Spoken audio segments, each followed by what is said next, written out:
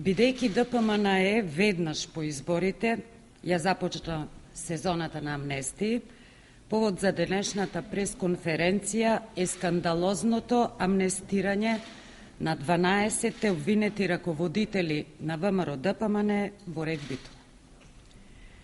Вчера битолскиот обвинител ги отврли кривичните пријави кои СВР Битола ги поднесе за, цитирам, злоупотреби во службата тешки 7 милиони евра.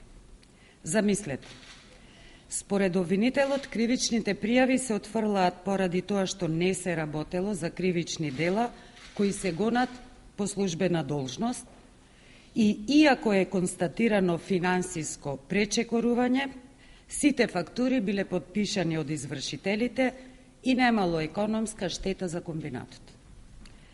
На 3 јануари 2011 година, 5 месеци по поднесувањето на кривичните пријави за 12 раководители, преку СВР до јавното обвинителство во Битола беше поднесена анонимна кривична пријава и за нивниот шеф, тогашен министер, а сега актуелен заменик министер Зоран Коњановски.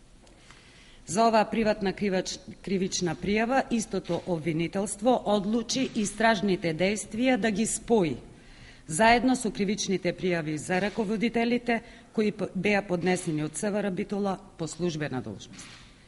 Значи, со вчерашната заедничка амнестија беа ослободени од одговорност и Зоран Коњановски и 12 раководители од рек Битола. Според обвинителството, 7 милиони евра биле потрошени за наводно да се спречело поголема штета во комбинатот. Ова е типичен пример за селективна правда.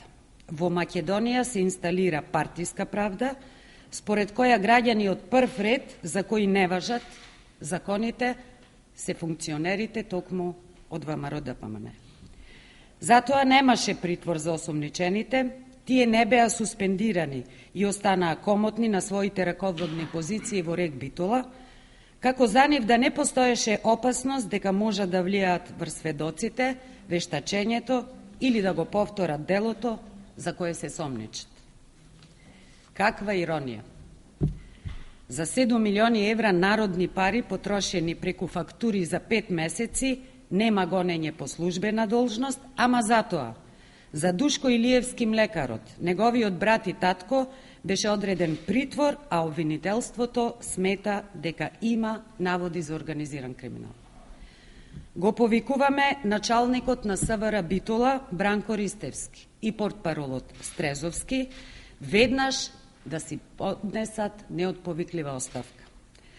Им препорачуваме веднаш да му се извинат на Зоран Коњановски за нанесената штета врз неговиот углед и честа. Бидејќи тој веќе еднаш заради истиот скандал претрпел душевна болка со трајни последици, тешка 50.000 евра, за што поседува и медицинска документација. Го повикуваме градоначалникот на Битола Владимир Талевски да им додели плакети на Зоран Коњановски и неговите 12 раководители за посебни заслуги за спас на рек Битола и заштита и унапредување на угледот на општината, па макар се работело и за цели 7 милиони евра.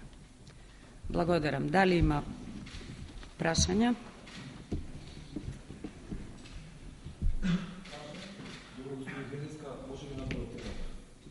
Повелете. Во јавноста се појави информации и изјави од поранешни бивши членови и функционери на СДСМ во кои што тие велат дека треба да се направат промени во партијата, односно доволни или да се отворена дебата на партијата за да може да се соберат сите сили кои што размислувале опозицијски, а кои што во момент се наводат партијата. Како вие го толкувате тоа? Таквите нивни изјави? Ставот на СДСМ е деците. СДСМ е демократска партија и легитимно право на секој нејзин член е јавно да упатува критики кон раководството и начинот на кој се води партијата. Тоа право уште повеќе им припаѓа на поранешни раководители и носители на високи партиски државни функции.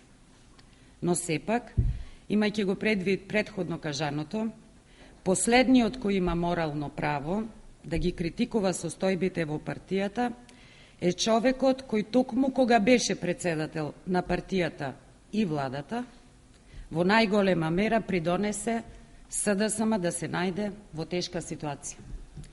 Да подсетиме, Владо Бучковски наследи партија на власт со 60 пратеници во собранието, со најголем број градоначалници во државата и единствена партија.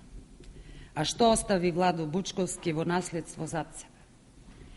Поразена партија со изгубени парламентарни и локални избори, внатрешно поделена и раскарана, со тешки финансиски долгови и со кривични пријави за неговото работење, за кои што судските постапки се уште се во тек и кои представуваат тежок морален товар и бреме за секој член на Социјалдемократскиот сојуз на Македонија. СДСМ воопшто не е загрижен нити за иницијативните одбори на Владо Бучковски, нити за неговите паралелни листи. За нас единствен противник е Никола Груевски и ВМРО ДПМН. И потполно ни е сеедно дали на нивна страна ќе го имаат и Владо Бучков.